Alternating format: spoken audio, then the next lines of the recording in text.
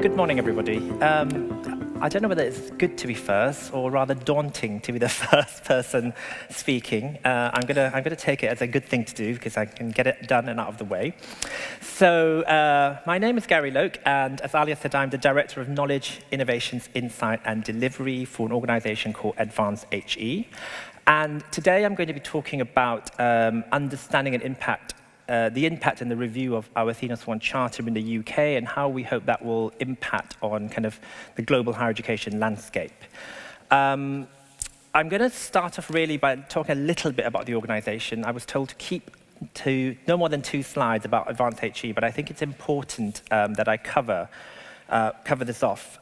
So we are a UK-based organisation, and we support higher education providers and research institutes around their institutional strategy and how we look at benefits to staff, students, and society. We are relatively new. We formed in March 2018, but we are a merger of 3 other organisations. So that's probably why you haven't heard of us. So we were formed of the merger of the Equality Challenge Unit, the Higher Education Academy, and the Leadership Foundation for Higher Education. Now, I came from the Equality Challenge Unit, and I was there for 10 years. And we, obviously, from the name, you can tell we did equality work with institutions, primarily in the UK, but supporting institutions around the world as well. And one of the things we ran and continue to run is the Athena SWAN Charter on Gender Equality. Whilst we are a UK-based agency, we are a global organisation in the sense that we have partnerships arrangements around the world. We also run professional teaching fellowships, which we run across the world, a lot in Australia and New Zealand, but we have lots of partnerships in the Middle East as well. So what we do really with the merger is to bring together the legacy of our 3 organizations, equality, kind of governance, leadership and management, and teaching and learning practice. And we do this through provision of knowledge, guidance, expert research, but also our programs, one of which is the Athena SWAN Charter. I've already talked about our professional standards framework, for example, on fellowships. So I'm going to focus today on the Athena SWAN Charter. For those of you who don't know what the Athena SWAN Charter is, I thought I'll do a quick summary. So Athena SWAN, the SWAN, by the way, is, well, it started in 2005. It was originally a recognition scheme for the excellence in women's employment in STEM academia. The name comes from, it's an odd name, I know, Athena, the goddess, and SWAN actually stood for Scientific Women's Academic Network. And that's how it started. It was a network of academic scientists, women, who said, actually, we need something to look at the progress on gender equality in academia for scientific women. And that's how it started. It started as a group of women deciding this is what they wanted to do and come together. We started in 2005. We then had 10 UK member institutions at that stage willing to take part and willing to kind of explore it. It is now a recognition scheme that looks at the commitment to gender equality across institutions. So notice the kind of movement there from women's employment to gender equality, and also from STEM to institutions. So it's a broader charter. And we have 145 UK members. We also have a growing number of international partnerships, which I want to touch on as well. What I've been asked to talk to you about today is the impact of Athena SWAN, our current review, which we're doing in the UK, and how we hope the review will be a catalyst for our work more globally. So coming back to the UK, in the UK, the way the awards work, well, the way the awards generally is that we have 3 levels, bronze, silver, and gold. We expect, you will see at the side the number of awards there. There are 731 awards in total in the UK. We expect institutions to start by getting at least a bronze level award. So that's the kind of foundation award you need to get. Because the kind of premise around that is that if a whole institution can't commit to gender equality, then individual departments, need to so if the institution hasn't bought into gender equality, then individual departments within a university don't have that foundation around them in an institution. So the kind of premise is that we have institutional awards, and then once an institution has an award, individual departments can apply for an award as well. It is a peer review process, so what happens is institutions submit their applications to a panel of peers. The panels look at the applications and decide whether they get an award, they don't get an award, or sometimes if they apply for a silver level award, for example, and the panel thinks it's not a silver but a bronze, you can get an award at a lower level as well. Awards have to be renewed every 4 years. You can renew or upgrade, so you can move, for example, from a bronze to a silver to a gold, or a panel can decide that you don't get an award, you don't have a renewal, which has happened before. So we say, actually, you've done, you may have an award 4 years ago, but you've not sufficiently proved that you've done enough about gender equality, and the award can be removed. The rationale behind this really is that it's a progressive award. The idea is that you don't get an award, and it's a nice thing to have, obviously, but it's not static. People have to continuously improve on gender equality. In terms of numbers, so you'll see here, I wish I had a little laser pointer, but you'll see here the kind of trajectory of Athena SWAN Awards in the UK. The number of members, you see it's fairly static because there's a limit to the number of member institutions there can be, the number of universities. But the number of awards, you will see, has grown exponentially. And you'll see where the kind of takeoff happens in the 2011-2012 year. And that's because in 2011, unbeknown to us, our chief medical officer made an announcement that she would not expect to give funding to any of her National Institute of Health research funding rounds to any institution or medical school that did not have a silver award. So she effectively linked research funding to a gender equality award. And all of a sudden, you see interest in the award suddenly taking off. To be honest, it was great for us because it was growth, but it was also unexpected. So it has had, resource implications and planning implications. So if there are any research funders in the room and you're thinking about linking research funding to some kind of award, make sure you speak to the people who run the awards. That's my one piece of advice. Now, internationally, here is a chart of where we kind of have had arrangements or discussions internationally. I'll start in the middle of the chart, kind of the big bit in Ireland, really. So we have a pilot that was funded by the Higher Education Authority in Ireland. It was launched in 2015, and there are 28 institutions, Irish institutions, that are taking part. You'll see the number of awards in there as well. And interestingly, the Irish funders have decided that they too will link research funding to the award. They expect by 2019 that institutions must have a bronze award to receive funding, and by 2023, silver awards in order to get research funding from the research funders. I'm going to move across down to Australia over there. Again, in 2015, we started a pilot with the Science in Australia Gender Equality Organisation. It was adapted by them, the Athena SWAN methodology, and we now have 45 institutions participating in that pilot in Australia. Across to America now, so we have a collaboration with the American Association for the Advancement of Science to adapt Athena SWAN to a charter there called a SEA Change, so that's the STEM Equity Achievement Change Program. And 12 institutions are planning to submit their kind of first applications for the 18-19 academic year. And then upwards to Canada, where this year, the Canadian government committed to introducing Athena SWAN, or an Athena SWAN style award in Canada. And two of my colleagues have just been out to Canada over the last 2 weeks running a series of workshops on what that might mean for Canada. I think the important thing about all these pilots is that they all have to be adapted to kind of the local context, and I think that's an important thing about any international collaboration. It's not just a wholesale, let's implement an award somewhere. It's about what happens in those countries and what is the local context around that. How am I doing for time? Okay, good. Right. I want to come back to impact in the UK. So this is from a 2014 study that we commissioned, and it was an independent study that we commissioned the University of Loughborough to do. And the reason we did this really is that Athena SWAN has run since 2005 in the UK. We had our first awards in 2006. We did an internal kind of review in 2008 about what was the good practice that was emerging from Athena SWAN. And that really was a series of case studies. I wouldn't call that impact evaluation. That was just understanding over time looking at institutions, what they had done because of Athena SWAN. In 2011, we obviously had the announcement from the chief medical officer linking funding. And we decided in 2014 that actually we needed to start to really understand whether there was impact of from Athena SWAN. So we commissioned this review.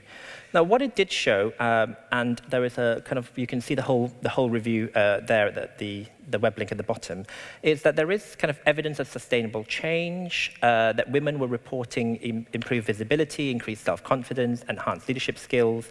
All staff, and this was all staff here, I mean men and women, here talked about the positive difference Athena SWAN has had in their career satisfaction, about development opportunities.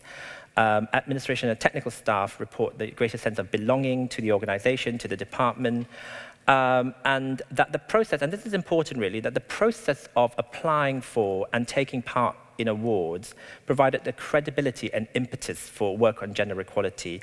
It kind of provided that framework and legitimacy, and this is important, I'll come back to this later, for some of the international studies on why this is important, it kind of wrapping that in there. But what is important to note is that in 2014, the scheme still looked at, it was still a women's employment, careers in STEM. So it was, at that stage, we were still a smaller charter. We only expanded the charter in 2015 to look at not just STEM disciplines, but all disciplines. We also expanded the charter in 2015 to look not just at academic, people in academic careers, but people in professional and support staff and gender equality in that. And we also added a principle in there about trans equality. So what does trans equality look like in gender equality? So this impact review happened before the kind of expansion and change of Athena SWAN. In terms of international impact, it's very early days. This is from the Irish. This is from the Irish Higher Education Authority, and they've started to look at what has happened since the 2015 pilot. Again, you'll see there's a high response rate about, respondents say that it has raised awareness on gender equality issues in higher education. And that's the sort of response I would expect at this stage, that it's kind of awareness raising. Whether there is deep impact is a little bit harder to measure because it's only been running since 2015. But you can see, some of the nice comments there from their study that, it's brought real change and it's kind of helped to build capacity to deliver on that change. And this is what I mean by providing the framework and legitimacy, that people say it gives them a structure and legitimacy to say gender equality is important, we need to be working on it. This is from the Australian Sage Formative Evaluation. Again, only been running since 2005. And if you look at the top bit there, you see the strengths that have come through, very similar to our 2014 kind of review, that, it's a proven mechanism for transformative change, structured, it strengthens the organization, encourages collaboration and learning. And that kind of, the next point there is strength really, that it's an internationally collaborative recognized collaborative brand. I was just chatting to someone this morning who said she was invited to go and speak on a one-day conference in Australia, and she's based in the UK, and she said, that was lovely, but I couldn't afford, it would have been nice to go to Australia, but, it was obviously a long way to go. And I think that's part of this community that we're building around Athena SWAN that's really, really nice. But you will see that in terms of, there are weaknesses as well. So you'll see there that there is, the Australian Formative Review has said actually there's a weakness in terms of the overemphasis on the direct link to evidence, action, impact, and change. I'm sure that's not unfamiliar to all of us, that kind of causality correlation kind of concept, and whether we need to start to think about, are there other ways of looking at gender equality that aren't so rigid in terms of, linear trajectories. So with all this evidence in place, what we have decided to do in the UK is to have a new impact study. We think it's timely because, as I said before, in 2014, we hadn't expanded to kind of subjects outside the STEM discipline. It was just after, or kind of a few years after the announcement from our Chief Medical Officer. And we don't know, what we wanted to see really is whether there is more sustained impact across time. So what you see here is what we intend to do with our new impact study. We want to look at the effectiveness in terms of improving the gender profile. We want to know whether the change of numbers can really be kind of correlated or, in terms to Athena SWAN, so with the change in, participation of different genders. We want to really understand the impact of Athena SWAN in kind of engagement and success in women's careers. changing the culture to address gender inequality and underrepresentation, whether the kind of practices that people have been putting into place have actually been incorporated into mainstream strategies and processes. What we wanted to do is, try and think about how that's mainstreamed. Is it sustainable? Is the Charter sustainable? Is participation in the Charter sustainable? And also, importantly there, I've talked about an exploration and testing of the experiences and perceptions of institutions taking part in the award. Now, why that is important is because we have had, I'm obviously talking about the merits of Athena SWAN, but, I'm going to talk about it warts and all, is that there have been criticisms about Athena SWAN. People have said actually that the workload is high, and it's a gendered workload, that disproportionately women do more of the work about gathering the evidence, about doing the work. Unsurprising to you, gender equality, one of the consistent things we kind of battle against is, how do we get more men involved? It's very, very gendered. There is a question, there have always been questions about consistency, how do you ensure that your awards are consistent? It's an interesting one because it's a peer review process, and and I always have discussions with people about, well, how do you ensure that peer review is consistent? And and then people look at it blankly. I think part of this, and I will be honest here, is that it's a gender equality peer review, so people question its kind of consistency. I'm not saying that everything is perfect, but I think we have to put the fact that this is a peer review process in that context as well. We want to look at the methodology of Athena SWAN. So interestingly, the Australian Sage Formative Review talks about the kind of non-linear kind of approach to it. We want to think about that as well, and especially so for renewals. If you bear in mind that Athena SWAN started in 2005, we had our first awards in 2006. For some institutions who got their first award in 2006, they've been renewing for many, many years. And what we want to do is figure out whether, is a peer review process, using the same forms, using, the same approach, the right way to think about renewals each time, or is there a less time-consuming way for some people to do that? It's timely because Athena SWAN has grown, like I said. It's not just in numbers, like you saw earlier. It now covers all disciplines.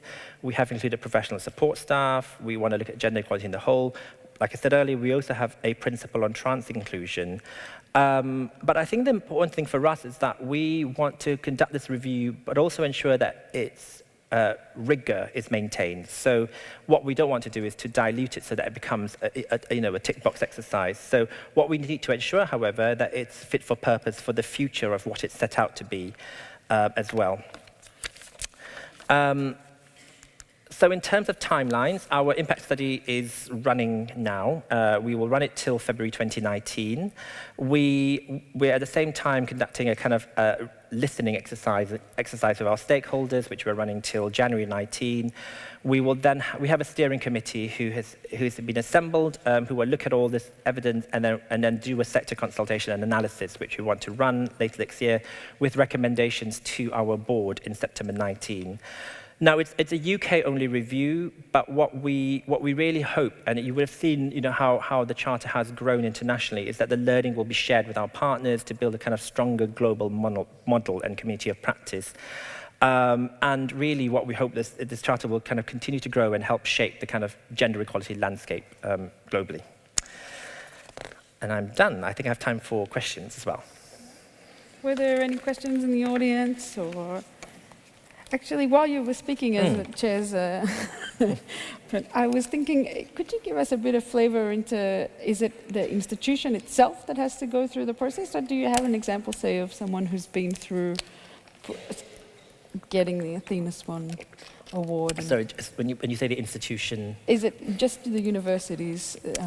So the way it's structured is that the university starts off the process by going through the award. So they say this is the university's gender equality plan, for example. This is where we've analysed the problems, and we expect them to look at their data, where they see the pipeline issues, what is our policies more broadly.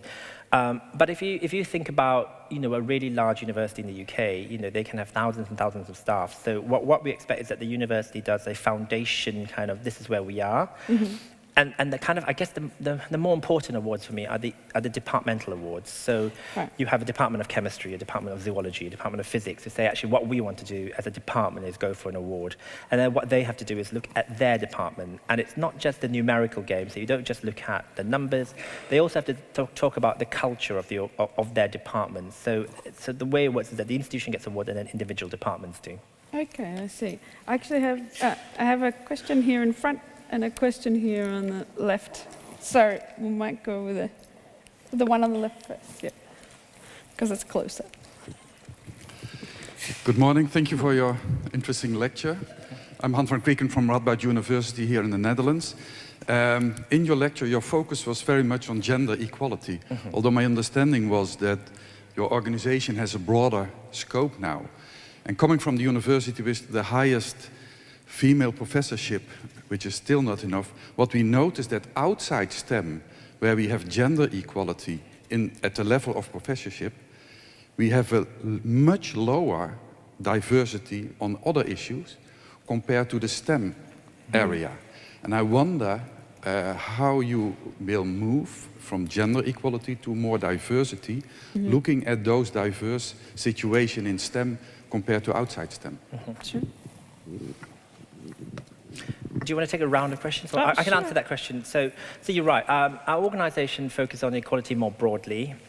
We focus, our activities focus on 9 areas that's protected in UK law. I won't go through all of them, but the UK law protects kind of 9 areas. So in parallel to the Athena SWAN Charter, we also run a race equality charter in the UK.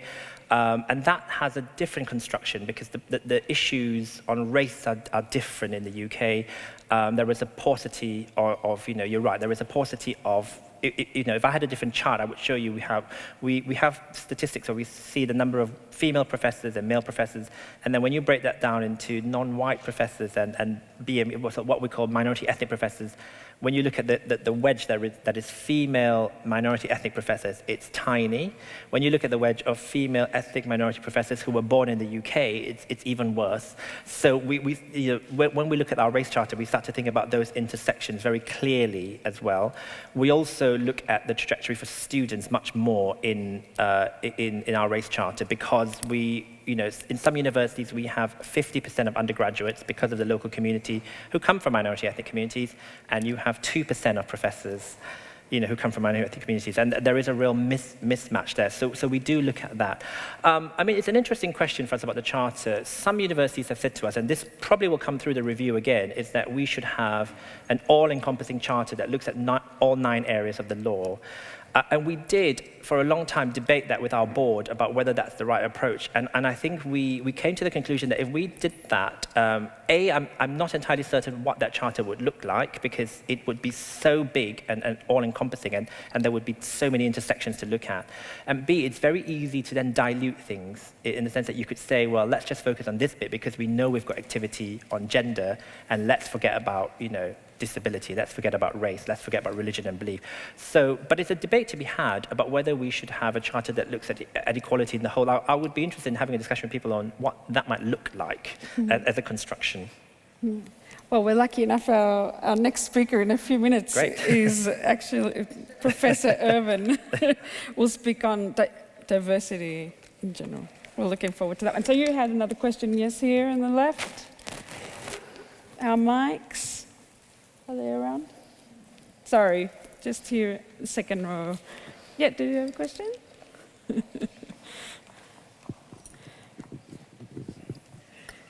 We still have a couple of minutes, so we can go through this question. Yeah, sure. And if that's okay. And I'm on the panel Hello. as well later. Yeah.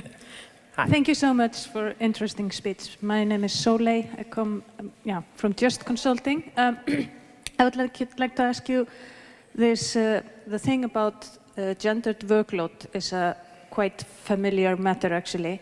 Have you made some measures to try to make the workload more equal?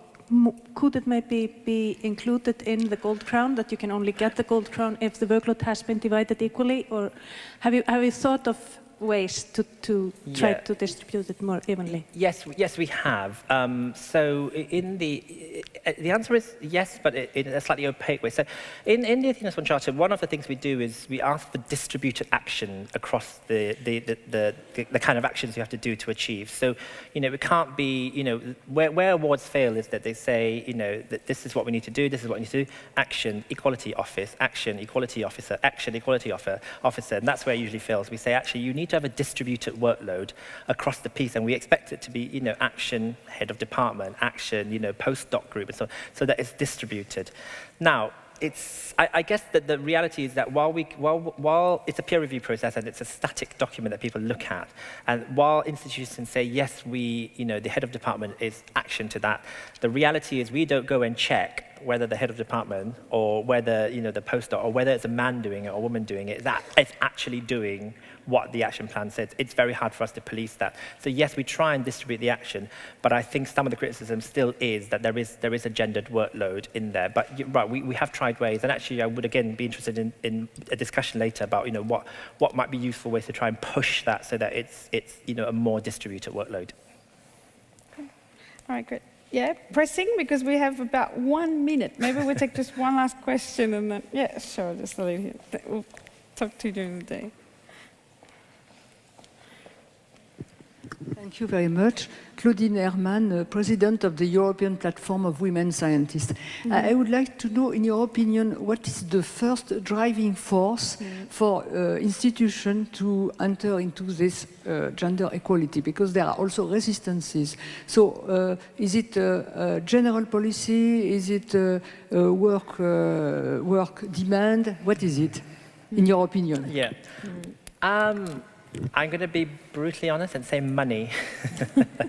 So if you think back about my chart, the bit where it took off 2011, the chief medical officer saying, you don't get an award, you don't get National Institute of Health Research funding, suddenly it took off. Now, I have my thoughts on that, and if you bear with me for 1 minute. Initially, I was very, very skeptical of that. I thought, is this going to be problematic? Are people going to be pursuing the awards for the wrong reason? They're pursuing it because they need the money as opposed to pursuing it because they believe in gender equality. But I have changed my view on that actually money is the lever to which people can then see that gender equality is important. And I'll use one quick anecdote. The Vice-Chancellor of the University of Edinburgh, when that announcement was made, he was the Dean of the Medical School at the University of Bristol. And he has said publicly in a lecture, which is why I can say this, he said, when that announcement was made, he said, I had no idea what Athena SWAN was. I was a dean of a medical school. I was suddenly told I need to do this, otherwise I risk not getting research funding.